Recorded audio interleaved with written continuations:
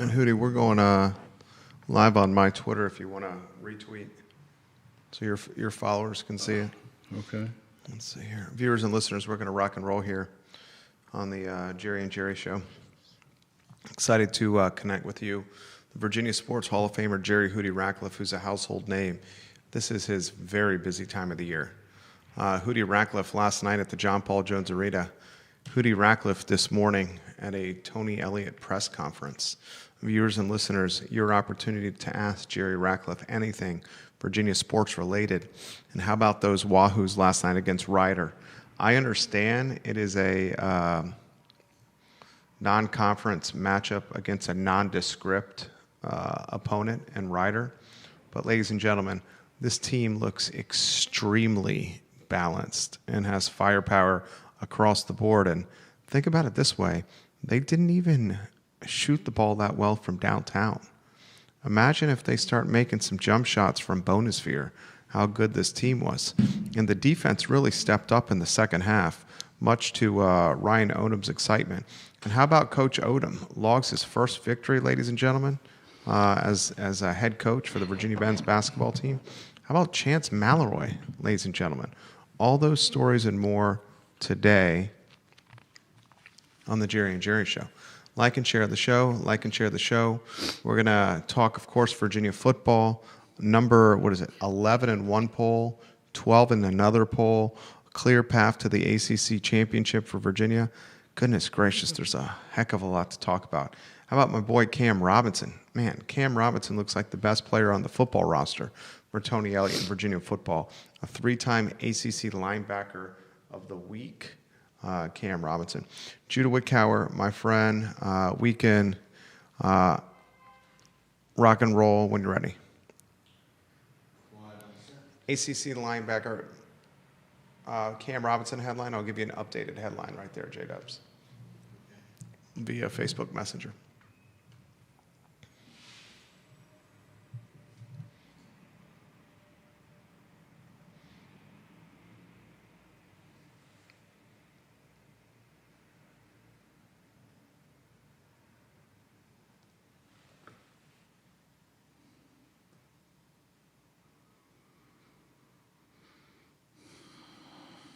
Is that your Facebook Messenger? We can rock and roll when you're ready.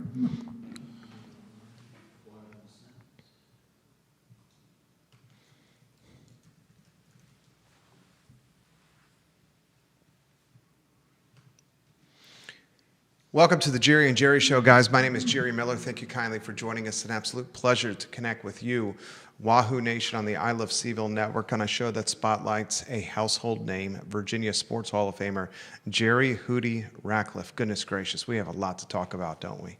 We have Ryan Odom and Virginia men's basketball off to a 1-0 start with an utter dismantling of Rider. Yes, it's an out-of-conference game. Yes, it's a nondescript opponent. Still quite a bit to celebrate for Virginia and Ryan Odom. The head coach gets his first victory as big whistle, as Hootie likes to say, for Virginia men's basketball. Local standout Chance Mallory.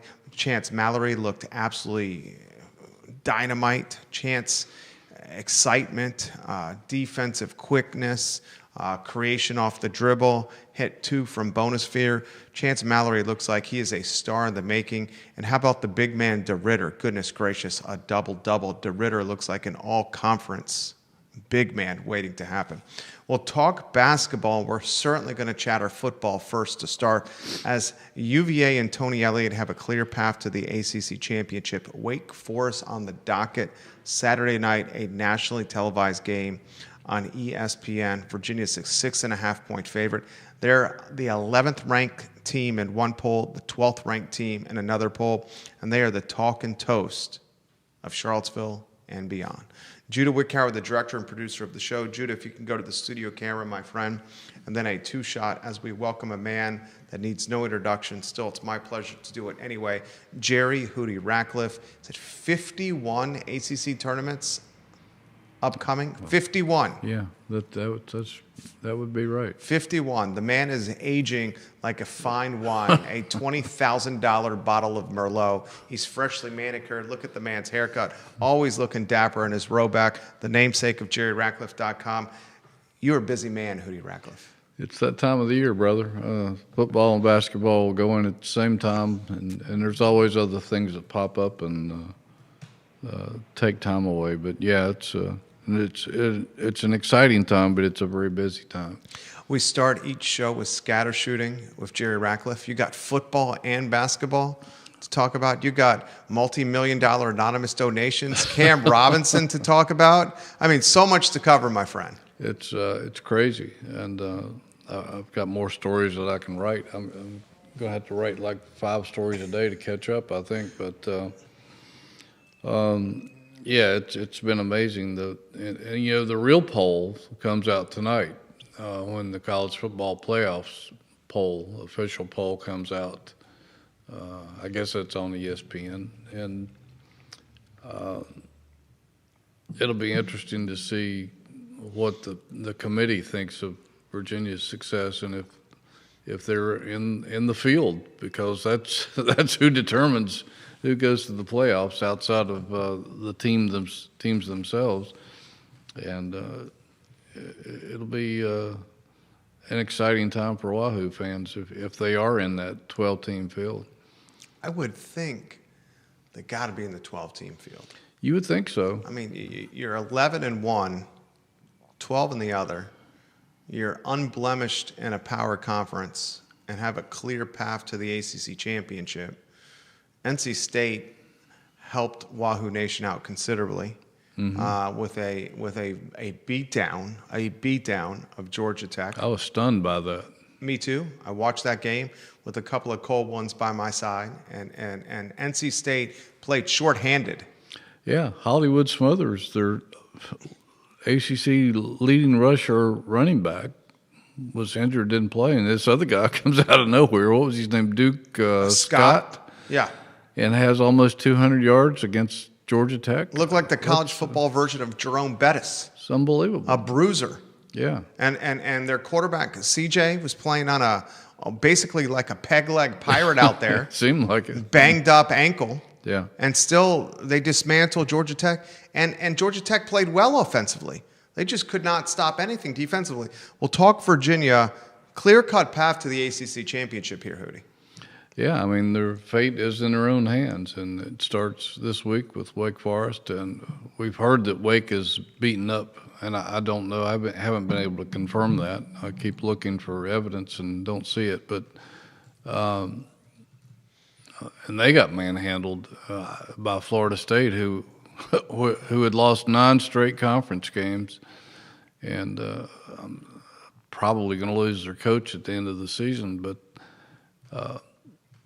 after they beat SMU 13-12, I don't know how you do that and then turn around and get clobbered by Florida State, unless you do have a lot of injuries or turn the ball over a lot. I haven't looked much at that game, but and then Duke down in Durham, I still think is the one landmine in the road to the championship, as you pointed out. And then the Hokies here, you never know. You just never know. Even though they're not having a good year, it's still a rivalry game. And as Bill Dooley used to say, you can throw the records out the window, and he was always right. Virginia, 6.5-point favorite, guys, against Wake Forest. We'll talk about that contest. We'll talk Cam Robinson, a 3-time ACC linebacker of the week. I'm going to ask Hootie Ratcliffe for the second straight week, is this the best player on the roster right here? This time, Cam Robinson seals a victory with a pick 6. And after reaching pay dirt, Cam Robinson has little choice words for the Cal cheerleaders, which I thought was absolutely fantastic as a guy that likes to do some talking himself. James Madison is watching the program. James, you often comment on the show. Let us know where you're watching the program, James, and we'll give you some props. He says, hey, guys, I think the offense looked much better last week with Chandler not being so hesitant to run. What do you guys think? He also says, Cam Robinson, just a beast. Shame he had to miss those early season games. I also was thinking what could have been with Cam Robinson in that NC State match, that NC State outing. Hindsight is 2020. What do you make of James Madison's comments about the offense looking a little bit better? Well, yeah, I mean, anytime your quarterback can become a runner, assuming he's talented and Chandler Moore certainly is. That's a huge bonus for your offense because unless they have a spy on him, there's nobody assigned to stop the quarterback, and so he can pick up tons of yardage. And Chandler's done a great job of that. And even though he's playing hurt with a bum shoulder, and I don't know how much pain. I'm sure he wouldn't confess to the media how much pain he might be in or might not be in, but he's definitely playing hurt. There's nothing shy of a worse injury that's going to keep him on the sideline or keep him from running the football. He's just, this is his 6th year of football. He came here he said, I didn't come from Texas to have a losing season. I want to win a conference championship, and I'll be darned if he hasn't put Virginia in position to do so. And he's just a tough kid, and I asked him about the toughness and I guess it was last week, and he didn't shy away from that. He said it's the way he was brought up, and that's the way he believes in playing football. So nothing's going to keep him on the sidelines or keep him from running the football. He did wisely slide once last week when it looked like he might Please take a slide, hit. Chandler. Please slide, Chandler. But that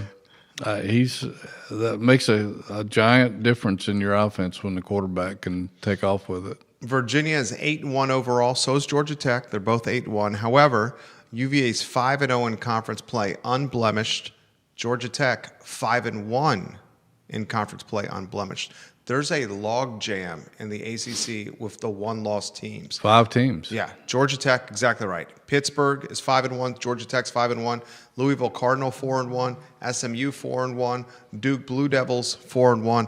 Miami, shocking, surprising loss to go 500, 2-2 on the season, and what looks like to me on the outside, kind of looking in of the CFP and an ACC championship push. This past weekend couldn't have gone better for Virginia. That's true. That's true. Miami losing to SMU like they did was a bit of a surprise, and especially after SMU lost to Wake, and then Georgia Tech getting shocked in Raleigh. It was amazing. Nobody's talking about Pitt. Yeah, Pitt's good. And I really haven't seen much of Pitt this year, so I don't know how good they are, but those guys can sneak up on you because they always have talent up there. Pitt is outscoring teams this year 227 to 139. To put that into perspective, Georgia Tech 193 to 152 differential, and UVA the nail biting 172 to 122 differential. We're going to talk the Wake Forest game. We'll talk Cam Robinson.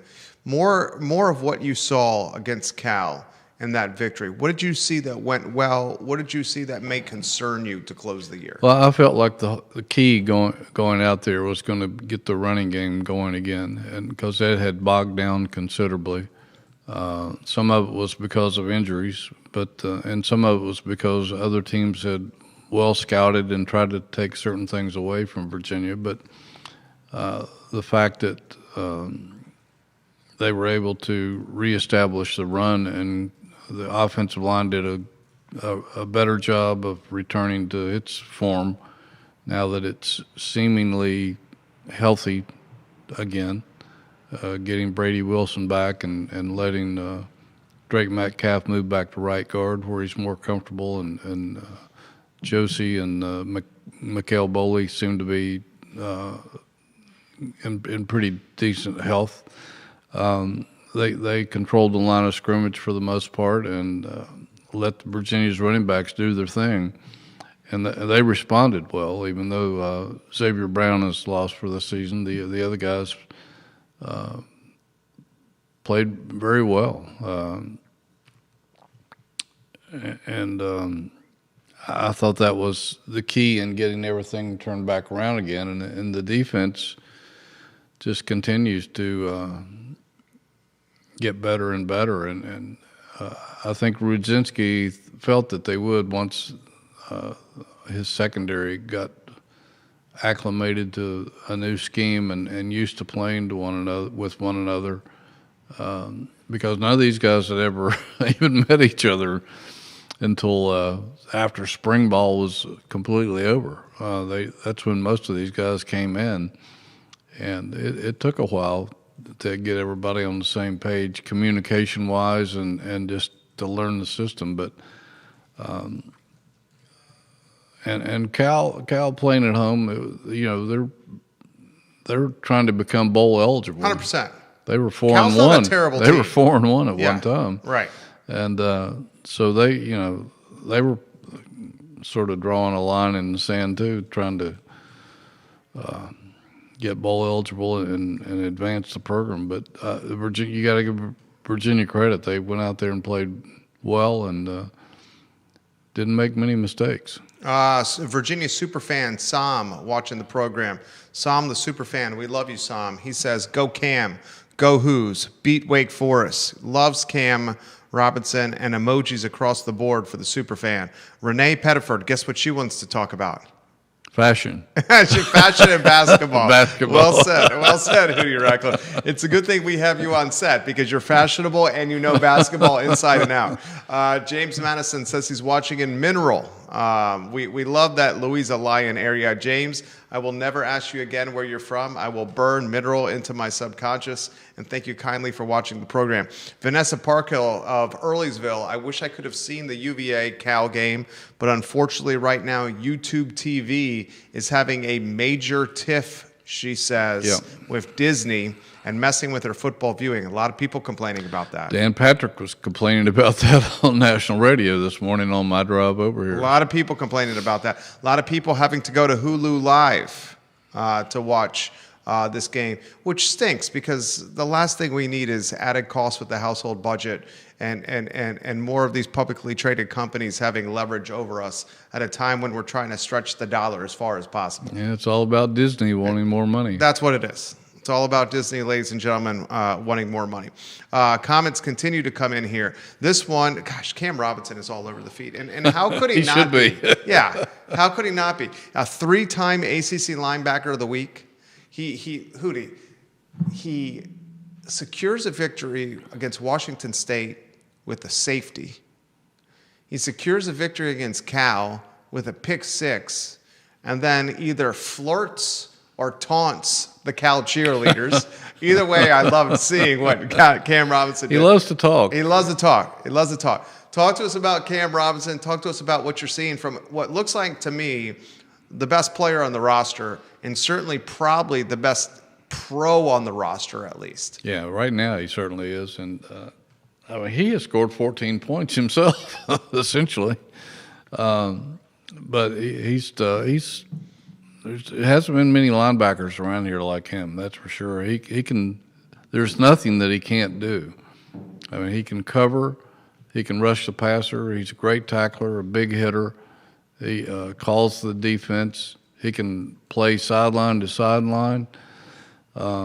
He's just a complete player, and there's nobody in the country who wouldn't want to have Cam Robinson on their team. He's just a inspiration, I'm sure, to his teammates. I like the fact that he's a little feisty and doesn't mind talking it up, a little trash talking here that. and there. Yeah, and he can back it up. But he's just supremely confident in his abilities, and I'll never forget when early in the season when we talked to him and he was left off the preseason All-ACC first team and second team, if I recall, meaning that there were 8 other linebackers picked ahead of him. That pissed him off, and he said, "We'll show him, and he is. To me, he's the ACC Defensive Player of the Year. I don't know who's having a better year than he is. All right, 1,000% I could concur with you. Cam Robinson, you know what he reminds me of? The Al Groh era, Ahmad Brooks, Darrell Blackstock, when they had pros in that linebacking fleet that were instrumental in impacting the game. Maude Brooks, if memory serves correctly, had a fantastic stint with your San Francisco 49ers. He did, yes. Daryl Blackstock hopped around the National Football League over a handful of years. More Ahmad Brooks, more Daryl Blackstock, or who is he reminiscent of in your history book of UVA? Yeah, those are good comparisons. He might be a little more mobile than either one of those two. I'm not sure there's anybody quite like him because of his ability to overall. He can do it all. Some of those other guys had maybe been better at some phases of the game, but not as good in others. So he's kind of unique in that respect. In that, if he has a weakness, I haven't seen it yet. He is looking, ladies and gentlemen, like a high pick in the upcoming NFL draft. He's got scouts drooling for his upside and his potential. We'll talk Wake Forest. Comments coming in the feed about the running game and what your thoughts are on the running game's awakening against the Golden Bears. Well, again, I thought that was a pivotal thing for Virginia, not only for the Cal game, but going forward. If they want to win out, they have to continue to control the line of scrimmage and run the football, because Chandler Morris is going to be able to throw it no matter what happens, but they need a running game to complement that and to help him. It takes some pressure off him, and it helps back off the linebackers and safeties and makes them respect every phase of the offense. And,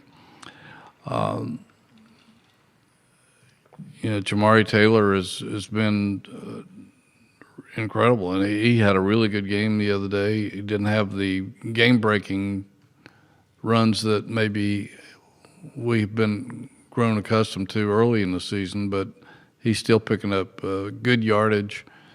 And then Harrison Whaley comes in and picks up some good yards, and Noah Vaughn is back, and I think he will continue to help the run game as well. So, and I thought a big difference was having Cam Ross back in the lineup, because he gives you such a threat, not only in the short and mid-range passing game, but he's a deep threat. And with his speed, anytime he touches the ball, he's a threat. There's no question about it. This comment comes in, and this one's coming in from the Buckhead, Georgia area. We have a lot of viewers and listeners that are Wahoo fans that watch in the Buckhead, Georgia area. This is a great question for you. Hootie, love when they call you Hootie. We don't know much about Wake Forest. This football team seems one that is not to overlook. How does he characterize the matchup against the Demon Deacons? Is this a trap game? A little bit, but Wake is been so up and down this year. I thought they were going to be terrible, but the new coach has come in and they've been pretty good at times this year. And like I said, they beat SMU 13-12, and that's no easy task because SMU has a solid football program. And then they turned around and got walloped by Florida State, which was a surprise to me after beating SMU that they would lose a game like that, and especially in that fashion. What was it, 42-7, or I believe the score was? I'll confirm that.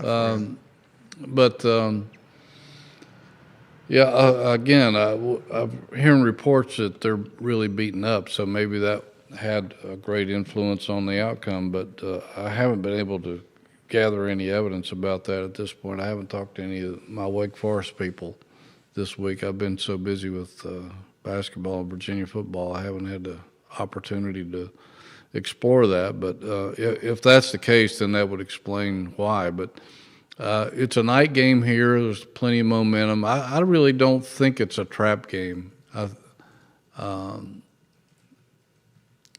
think it's a game that Virginia should be able to go out and get off to a good start early and go on and win. But I think the game that looms heavy to me is the game at Duke the following week, because Duke is solid, and you can't take them for granted.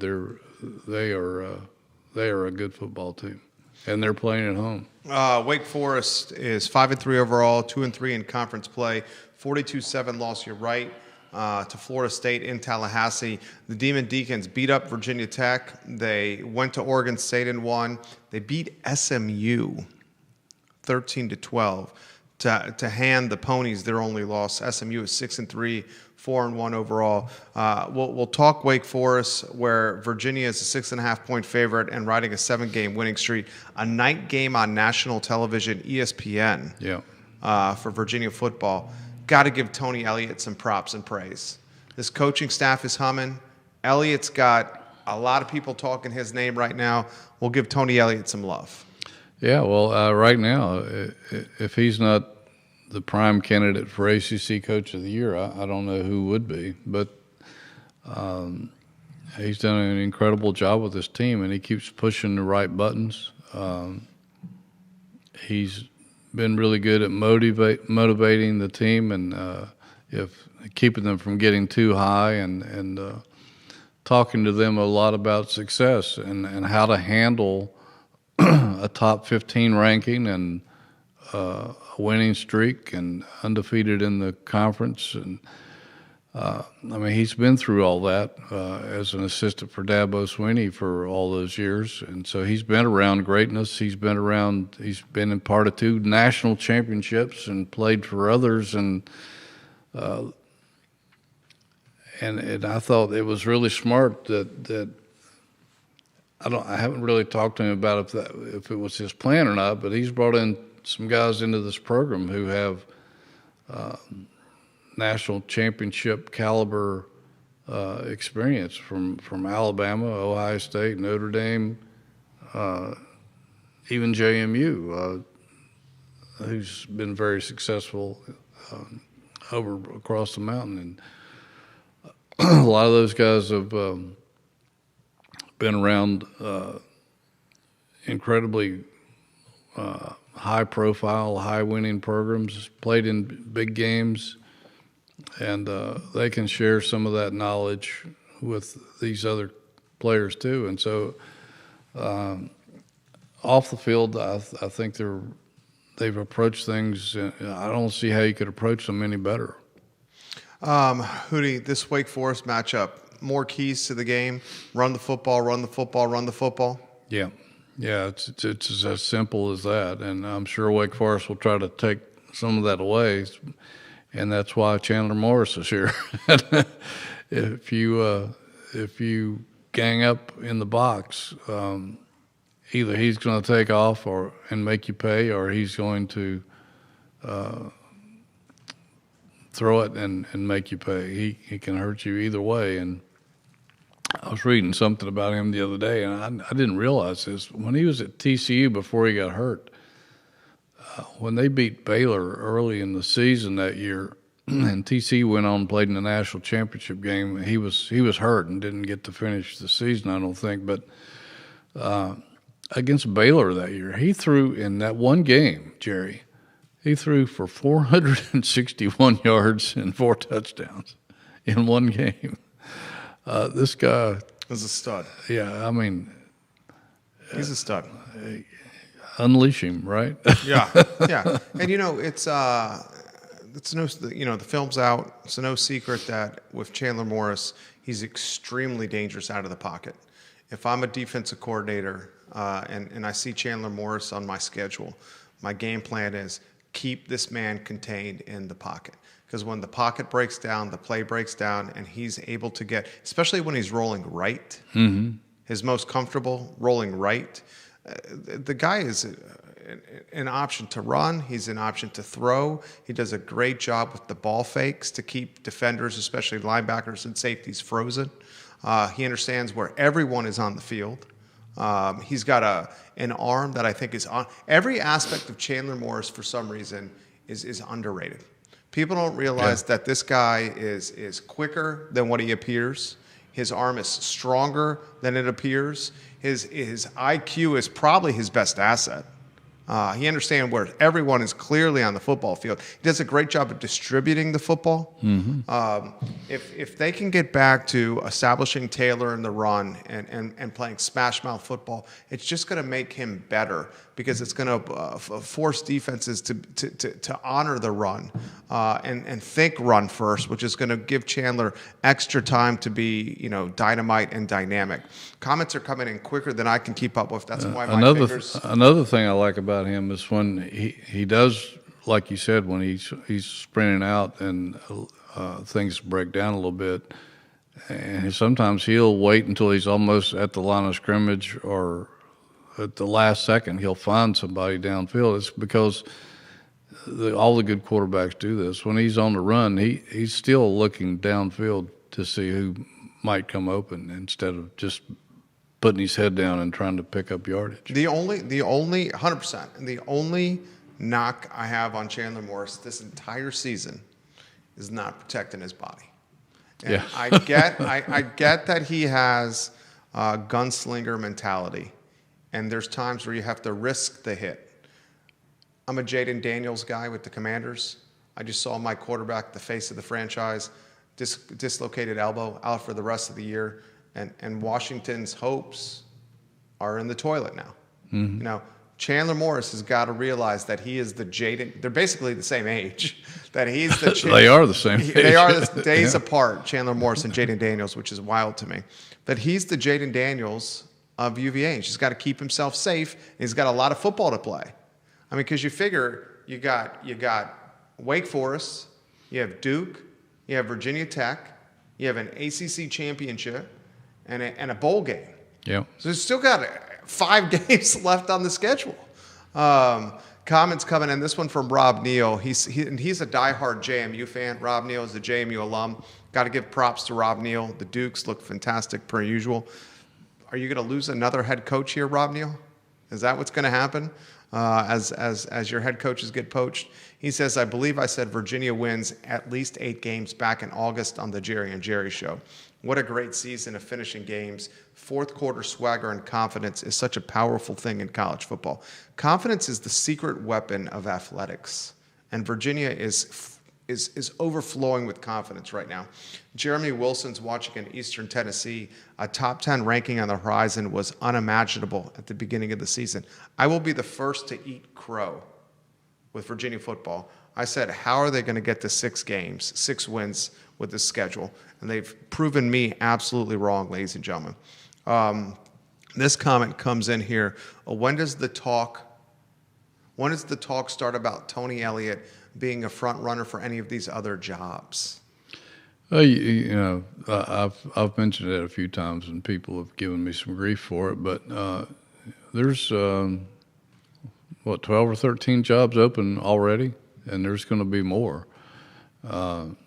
Somebody's got to fill those positions, and you can't tell me that ADs out there aren't looking for somebody who has a pedigree like Elliott, who was part of those Clemson teams. Tennessee was interested in him when he was a year or two before he came to Charlottesville. Duke was interested in him when they hired the guy that ended up at A&M, and it was Virginia and Duke essentially, and a guy who has turned this football program around from the doldrums of 3 losing seasons in a row, and who also helped the program recover from a triple murder. Yeah, exactly, and I can't imagine anybody handling that situation better than Tony Elliott did. He runs a clean program. His players don't get in trouble. Who's been in a lot of ways, either the face, maybe instrumental is hyperbole, but certainly the face of a $30 million roster, roughly $30 million roster here. Yeah. I mean, you can't look at Virginia Tech. They struggled to raise that money. Yeah. With their football roster, with Brent Pry, Tony Elliott. Now the alumni is different, UVA and Virginia Tech. And frankly speaking, Tony Elliott, who's going to be the ACC Coach of the Year, right? Tony Elliott, who should be playing in an ACC championship. Very well could That's be. a lot of resume boosters there. It really is. And, you can't tell me that some of these ADs aren't going to take a long look at him. And you can't say you can't predict what they're going to do because it's their own life, and they have life decisions to make. But he has such a strong bond with Carla Williams and this program. I don't think he would take another job unless somebody throws money at him just silly money. Right. But, that could happen. That could happen. That could happen. And guys, anything is possible. Yeah. Tony Bennett resigns how many days before the season starts? A couple of weeks? Yeah, just a few weeks. Couple of weeks before. Brian O'Connor shocks us all and heads to the Southeastern Conference. Anything can happen. And look at the ACC alone. In the Atlantic Conference alone, Virginia Tech has an opening. Who knows what's going to happen with Debut and Clemson and Death Valley. Florida State most certainly looks like it's going to have an opening. Mm-hmm. Bill Belichick hasn't even has played barely half a season, and he's on the hot seat. North Carolina, guys, is 3-5, 1-3 in conference, and that's just in the ACC. Yeah. I mean, if the LSU's got an opening, Freeze got fired at Auburn, right? Oh yeah. It's Oklahoma State. South Carolina. Shane Beamer just relinquished the defensive coordinator responsibilities of his DC. Offensive coordinator. Or offensive coordinator, Yeah. Offensive coordinator. Mike Shula. They're underachieving. Don Shula, Mike's son. I mean, look at the opening. They're everywhere. Yeah, they're all across the country. UCLA, there's so many of them, it's hard to keep up with them. But like I said, there's going to be some more before the season's over, or at least when the season is over. So, yeah, you can't. It's a different time in sports, particularly college sports, and a lot of unpredictable things happen. And who knows if somebody comes in and throws a $10 or $11 million a year deal at you, it's hard to say no. I don't care how secure or loyal you are. The Florida State football fan Kevin Yancey, who likes to be a bear, says, "Let's be real, fellas. UVA is 30 seconds and 14 points from a 5-4 overall record."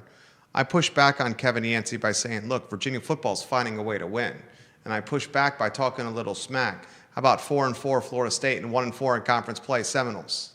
Good teams find ways to win. Yeah, exactly.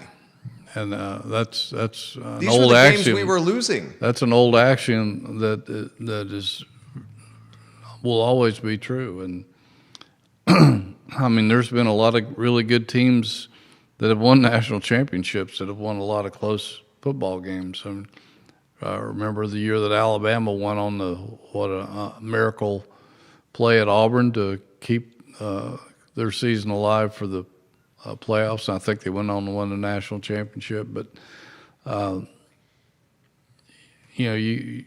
sometimes you got to be lucky, and sometimes you got to create your own luck, and that's what they've done. I mean, Cam Robinson with the pick six, Cam Robinson with the safety against Washington State.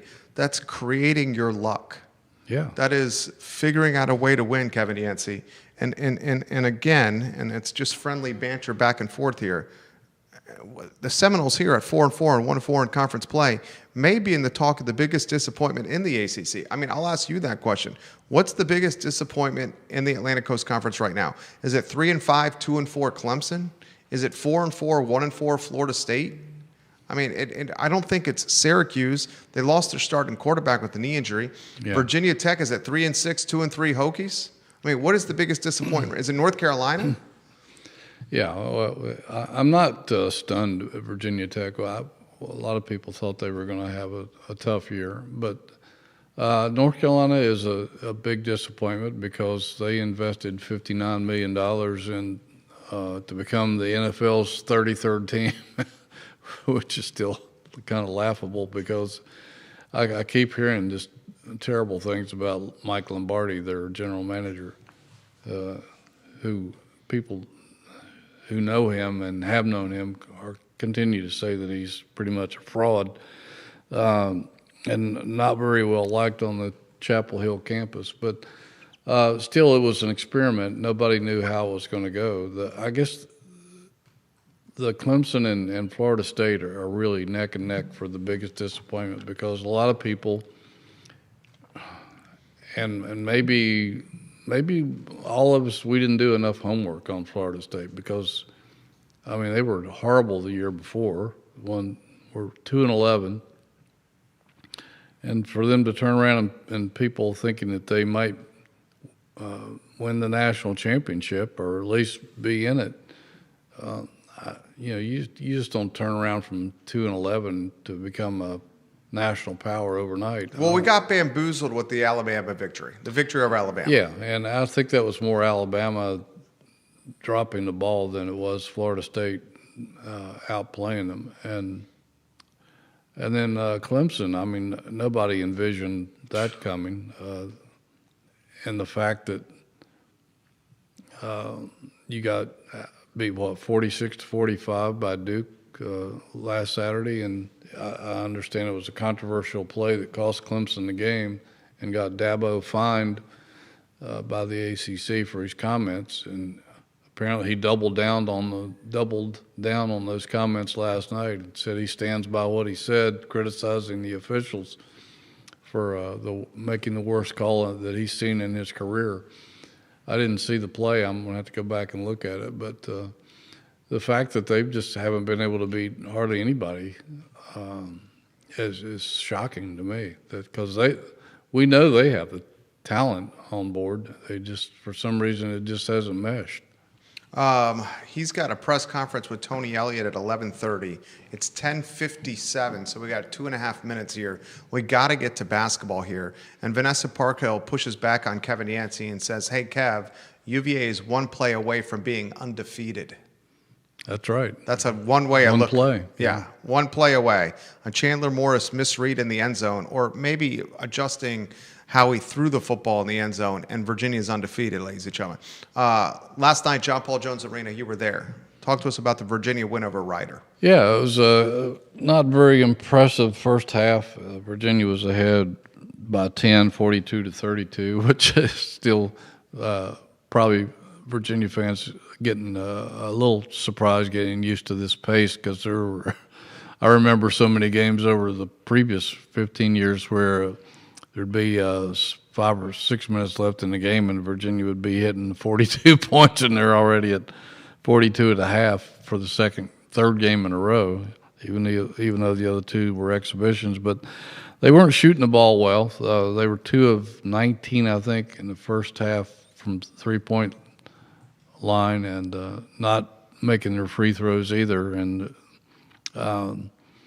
even some of their two-point tries weren't that impressive. And so Ryan Odom had a talk with them at halftime and reassured them that, we're not taking Virginia's shots. We're not taking the best shots. We're just taking shots. And he said, he says, come on, we're all good shooters here. Let's make better decisions with the ball and take better shots. They did in the second half. They shot 55% in the second half, and almost 55% from the three-point line, and ran away with it from Rider, beat them 87-53, and it could have been worse. He called the dogs off. But really impressed with the front court, how physical it is, and I think in the long run that's going to be the difference in this team. And how far it goes is how good this front court continues to perform. Testy Ritter, 21 points, 10 rebounds. Grunlow had a good night. Ugana playing some good minutes. But one of the guys that impressed me as much as anybody else was our hometown guy. He's my new favorite player. Chance Mallory. I told my wife last night he's my new favorite player. Yeah, he's a whole lot of people's favorite player. He's unbelievable. I love how he plays. He's a feisty kid. I've gotten to know him a little bit, and he's I'm telling you, man, he's going to be a difference maker. He plays basketball like we would want like our sons and daughters to play. Yeah. He plays with motor and wants to outwork people and goes baseline to baseline. And he plays with grit and tenacity. No fear. Doesn't take plays off. No fear. That play, and it didn't work to his favor, when he dove in front of the Virginia bench off the baseline, he got the whole Virginia bench to stand up, and one of the coaches went to go pick him up. Yeah. It was all, he hit the 2 3-pointers, and it was not it was far from capacity at the John Paul Jones Arena because it was Ryder. But those back-to-back threes, the place erupted for him. It did. This man clearly looks like he's the fan favorite already, and he's 1 game in. Yeah. Yeah. I mean, you can't help but to like the kid. He's just such a, I don't know, his excitement and his glow is. It's a zest for life. It is. It's Yeah. a zest for life. That's a great way to describe it. And It's contagious. it's contagious, and you can feel it anytime you're around him. I felt it through the TV. Yeah.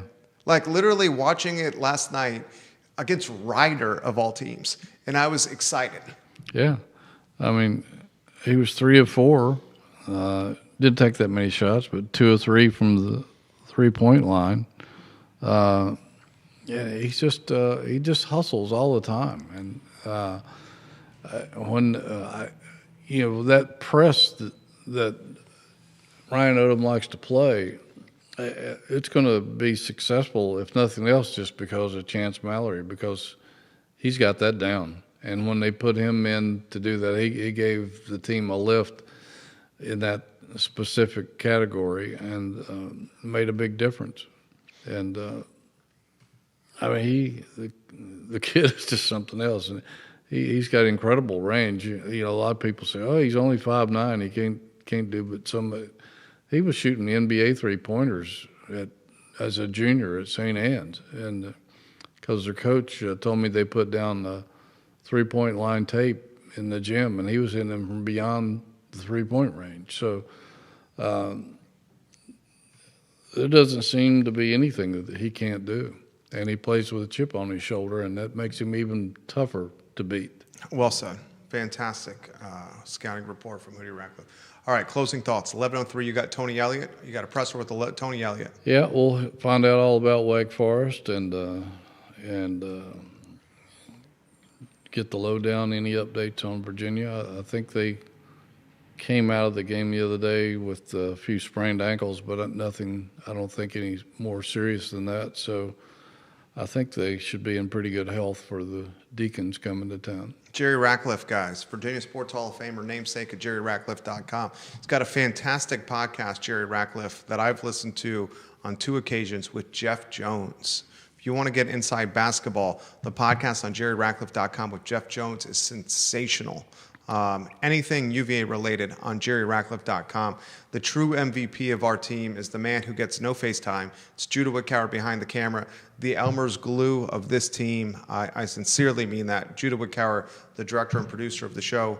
The I Love CVille show is up at 11:30. JerryRatcliffe.com.